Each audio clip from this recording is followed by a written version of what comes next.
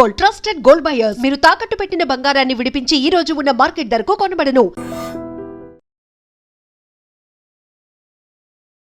నమస్కారం. ఐడ్రీమ్ ప్రేక్షకులకు స్వాగతం, సుస్వాగతం. ఇవాళ మనతో పాటు ఉన్నారు బ్రహ్మశ్రీ గుండెపూడి శివ సుధీర్ శర్మ గారు మనతో పాటు ఉన్నారు.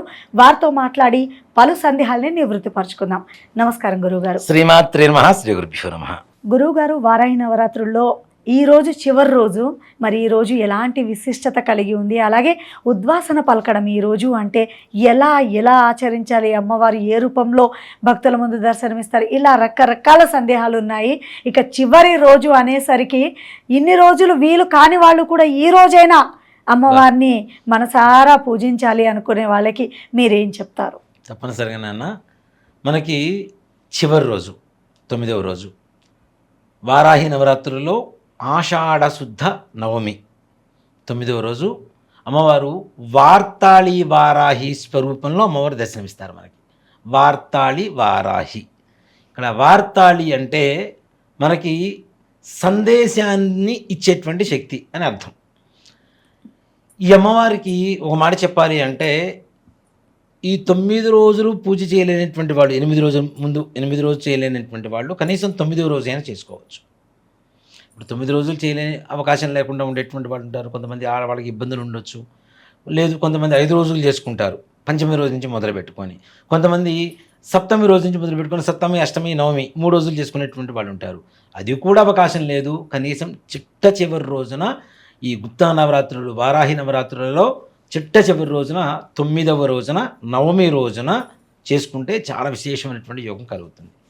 ఈ వార్తాళి వారాహి అమ్మవారి విశేష ప్రాధాన్యత ఏమిటి అనేటువంటి విషయానికి వస్తే, ముఖ్యంగా మనం కావలసినటువంటి ఒక న్యూస్ కోసం ఎదురు చూస్తూ ఉంటాం ఎక్కువగా.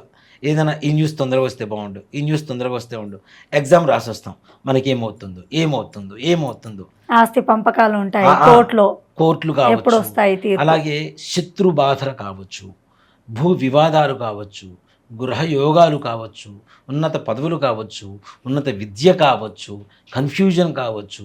ఒక న్యూస్ కోసం ఎదురు చూస్తున్నటువంటి వాళ్ళకి శుభవార్త వినాలి అనేటువంటి ఒక తపనతో ఉండేటువంటి వాళ్ళు కావచ్చు. ఈ నిజంగా చెప్పాలి అంటే ఇవాళ రోజున ఏం చేస్తున్నాం, డ్యూటీ మైండెడ్గా పనిచేస్తున్నాం. హార్ట్ఫుల్గా పనిచేయటలా. హార్ట్ఫుల్గా పనిచేస్తే దాని ఫలితం కోసం ఎదురు చూడాల్సిన అవసరం లేదు. గ్యారంటీ ఫేవరబుల్గానే వస్తుంది, పాజిటివ్గానే ఉంటుంది. డ్యూటీ మైండెడ్గా చేస్తున్నాం కాబట్టి ఎక్కువగా బాధపడాల్సి వస్తుంది. అదేమొస్తుందో, ఏమొస్తుందో ఇంటర్వ్యూ ఇచ్చి వస్తారు. ఇచ్చి వచ్చిన తర్వాత అదేమవుతుందో, ఉద్యోగం వస్తుందో తర్వాత ఈ రకమైనటువంటి తపన ఎక్కువగా ఉంటుంది. ఇలాంటి వాళ్ళకి శుభవార్త మాత్రమే వినాలి అనుకుంటే అమ్మవారికి పూజ చేస్తే ఏకాగ్రత పెరుగుతుంది. ముఖ్యంగా ఏకాగ్రత పెరిగితే ఏమవుతుంది, మనస్ఫూర్తిగా పనిచేస్తాం మనం. అవునా? మరి ఏకాగ్రత పెరిగితే మనస్ఫూర్తిగా పనిచేస్తాం. మనస్ఫూర్తిగా పనిచేస్తే తప్పనిసరిగా కార్యం దిగ్విజయంగా పూర్తవుతుంది. మరి ఏకాగ్రత పెరగాలంటే ఏం చేయాలి? అమ్మవారికి ఏకాగ్రతతో పూజ చేయాలి. ఈ కొద్దిసేపు ఏకాగ్రతతో పూజ చేయగలిగితే నీకు కావలసిన సమస్యల్లో ఏకాగ్రత పెరుగుతుంది. చేయాల్సినటువంటి పనుల్లో ఆటోమేటిక్గా రిజల్ట్ పాజిటివ్గా వస్తుంది. అంటే మీరు చెప్పేది పూజలో పాల్గొన్నామని మనసు ఎక్కడో ఉంచి శరీరం మాత్రమే పెట్టడం కాదు, శరీరం మనసు ఒకే తాటిపై ఉండాలి. అంతే. చిత్తశుద్ధి లేని శివ పూజ లేరా, ఆత్మశుద్ధి లేని ఆచారం అది చేయాలా, భాండశుద్ధి లేని బాకం అది చేయాలా. చిత్తశుద్ధి లేకుండా పూజలు చేసినా వేస్టే. ఆత్మశుద్ధి లేకుండా నన్ను ముట్టుకోవద్దు, నేను ఆచారం, నేను మడిలో ఉన్నానని చెప్తే దానివల్ల ఉపయోగం లేదు. నిన్న వండిన గిన్నెని తోమకుండా ఇవాళ క్లీన్ చేయకుండా మళ్ళీ వంట వండితే ఏం ఉపయోగం ఉంటుంది?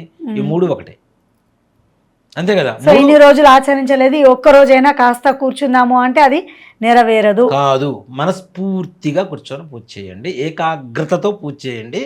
మీకు కార్యాల పట్ల ఇప్పుడు చూడండి, నిజంగా క్రికెటర్స్, ఒక ప్లేయర్స్ ఎవరైనా సరే, ఏ ఆట అయినా సరే, అలాగే షూటర్స్, ఇట్లాంటి వాళ్ళకి ఏకాగ్రత చాలా అవసరం నాన్న.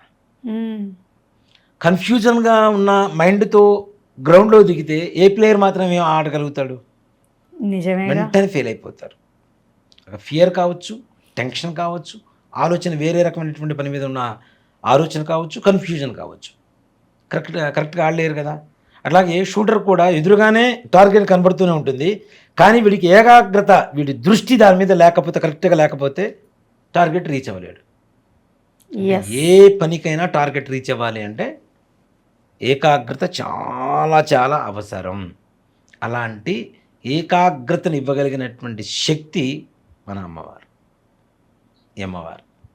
ఈ అమ్మవారికి పూజ చేస్తే మనం అనుకున్న ప్రతి కార్యానికి మానసికమైనటువంటి ప్రశాంతత చేకూరుతూ తద్వారా కార్యాలు దిగ్విజయంగా పూర్తవుతాయి.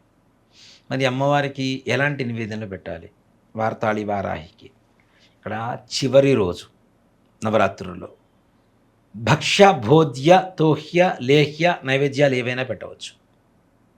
అంటే గురుగారు పిండి వంటలు, పాయసం, పులిహోర, చక్ర పొంగలి, దద్దోజనం అంటే పెరుగన్నం, దాంతోపాటు మనం వండుకునేటువంటి కూరలు దీంట్లో ఆనియన్స్ లేకుండా చూడాలి, నాన్ వెజ్ లేకుండా చూడాలి. మరలా నాన్ వెజ్ వండుకున్నాం అదే నివేదన పెట్టేస్తామంటే కరెక్ట్ కాదు. అట్లానే దాంతోపాటుగా మంచినీళ్ళు, పెరుగు, నెయ్యి అన్నీ పిండి వంటలు అన్నీ. ఇప్పుడు మనం పండగ చేసుకుంటే ఏం చేసుకుంటాం? మన బర్త్డే రోజున ఎన్ని రకాల స్వీట్స్ చేసుకొని తింటాం. అట్లాగే అన్ని రకాల ప్రసాదాలు అమ్మవారికి నివేదన పెట్టగలిగినటువంటి రోజు ఇది. నవరాత్రులు 9వ రోజు రాత్రిపూట చేయవలసినటువంటి పూజా విధానం. వార్తాళి వారాహికి అన్ని రకాల నివేదనలు పెట్టవచ్చు. కానీ ఇందాక మీరు ఒక మాట అడిగారు, ఉద్వాసన ఆ రోజున ఎలా చెప్పాలి అనేటువంటిది.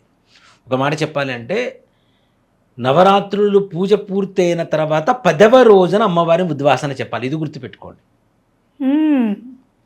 ప్రతి ఒక్కళ్ళు గురువారం రోజున ఉద్వాసన చెప్పకూడదు, శుక్రవారం రోజున చెప్పాలి 10వ రోజున.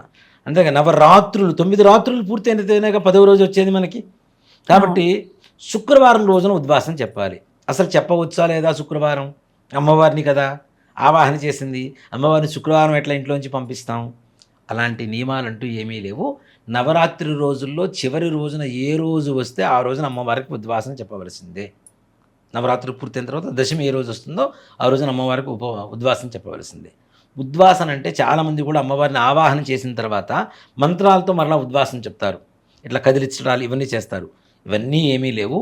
అక్షతలు తీసుకొని అమ్మవారి దగ్గర వేసి, అమ్మ నువ్వు నన్ను కరుణించు, మరలా నాకు ఏ కార్యాలు కావాలన్నా నువ్వు ఇక్కడే ఉండి దగ్గరుండి నా చెయ్యి పట్టుకొని నన్ను నా కుటుంబాన్ని నడిపించి నాకు సద్గతిని కలుగు చేసి నాకు కావలసినవన్నీ కూడాను నువ్వే సమకూర్చోనేటువంటి సంకల్పంతో అక్షతలు అక్కడ వేసి నమస్కారం చేసుకోవాలి తప్పితే వేరే రకమైనటువంటి ఉద్వాసనలు లేవు. మరలా కలశం పెడతాం కదా, ఈ కలశాన్ని ఏం చేయాలి అంటే దాంట్లో నీళ్లు ఇవన్నీ పోషించుదాం ముందుగానే. ఓం అని ఓంకారంతో ప్రణవేన కుంభం ఉద్ధాప్య అని చెప్పి శాస్త్రం చెప్తుంది. ప్రణవము అంటే ఓంకారం, కుంభము అంటే కలశం, ఉద్ధాప్య అంటే పక్కన పెట్టడం. అలా ఓం అనే మంత్రంతో అలా పైకి లేపి అలా కింద పెట్టేసి మరలా అమ్మవారికి నమస్కారం చేసుకుంటే అదే ఉద్వాసన. అది శుక్రవారం రోజున చేయవచ్చా అంటే తప్పనిసరిగా శుక్రవారం పొద్దున దీపారాధన చేసి చక్కగా ఉద్వాసన చెప్పుకోవచ్చు. ఆ బ్లౌజ్ పీస్ ఏదైతే అమ్మవారి కలశం మీద పెట్టామో వస్త్రం, ఎర్రటి వస్త్రం, అది చక్కగా ఆడవాళ్ళు జాకెట్ కుట్టించుకోవచ్చు. అలాగే పెట్టిన కొబ్బరికాయ ఏదైతే ఉందో కింద కలశానికి కింద ఒక రెడ్ కలర్ బ్లౌజ్ వేసాం కదా, ఆ బ్లౌజ్లోనే చక్కగా కట్టేసి ఇంటి ముందు కట్టేసుకోవచ్చు. సమస్త నరఘోషలు పోతాయి, దృష్టి దోషాలు పోతాయి, భూతప్రేత పిశాచ బాధలు పోతాయి, ఇంట్లో ఉండేటువంటి ఉద్యోగ బాధలు పోతాయి, సంతాన సమస్యలు పోతాయి, సంతానం లేని సమస్య పోతుంది, వివాహం కానిటువంటి వాళ్ళకి వివాహం అవుతుంది, విద్య లేనటువంటి వాళ్ళకి విద్య వస్తుంది. ఏ రకమైనటువంటి సంకల్పాలు ఉన్నా ఆ కొబ్బరికాయ అక్కడ కట్టిన తర్వాత సమస్త ఘోషలు నివారణ కలిగి ఇంట్లో అష్టలక్ష్మీదేవి అష్టైశ్వర్యాలు కలుగు చేస్తూ భోగభాగ్యాలతో వీళ్ళు అనుకున్న సమయానికి అనుకున్న సంకల్పం నెరవేరుతూ చక్కగా దిగ్విజయపథంగా వీళ్ళ జీవితం ముందుకు వెళ్ళిపోతూ ఉంటారు. సో అన్ని రకాల నైవేద్యాలు పెట్టవచ్చు. అలాగే ఉద్వాసన ఖచ్చితంగా 9 నవరాత్రులు పూర్తయిన తర్వాతే శుక్రవారం అయినా సరే ఉద్వాసన పలకొచ్చు. చాలా సవివరంగా తెలియపరిచారు గురువు గారు. ధన్యవాదాలండి. శ్రీమాత్రే నమః. శ్రీ గురుభ్యో నమః. వారాహి నవరాత్రులు మరి ఒక్కొక్క రోజు అమ్మవారు ఎంత చక్కని అవతారంలో మనకు దర్శనమిచ్చింది. మరి చివరి రోజున ఈ రోజు అమ్మవారు ఏ రూపంలో దర్శనమిస్తారో చాలా చక్కగా తెలుసుకున్నారు కదా. చాలామందిలో ఒక సందేహం, శుక్రవారం ఉద్వాసన పలకొచ్చా లేదా, మరి ఈ సందేహాలని కూడా నివృత్తిపరచడం జరిగింది. మీకేమనిపించింది అనేది కామెంట్ రూపంలో తెలియపరచండి. నెక్స్ట్ టైం మళ్ళీ ఆ డౌట్స్ని క్లారిఫై చేస్తాను. మరి గురువుగారు వారాహి నవరాత్రుల్లో అందరికీ మంచి జరగాలి, మంచే జరుగుతుంది అని ఆశిస్తూ సెలవు. శ్రీమాత్రే నమః. శ్రీ గురుభ్యో నమః. And for more videos, Please subscribe to iDream. Please subscribe to iDream. Please subscribe iDream. And please subscribe to iDream. For more videos, subscribe to iDream. please like, share, and subscribe to the channel. Congratulations, iDream. Subscribe to iDream. Subscribe to iDream.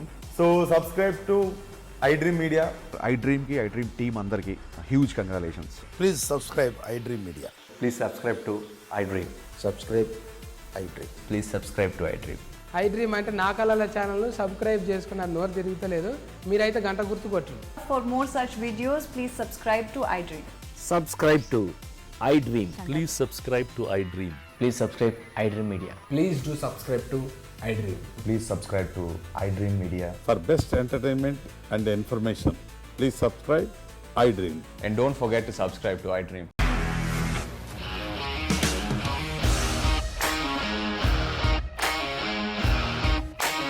ఇండస్ట్రీలో commitment issues వస్తే నీకు కూడా వచ్చినట్టు. Morning తీసుకెళ్ళారంటే కొట్టి పడేస్తారు.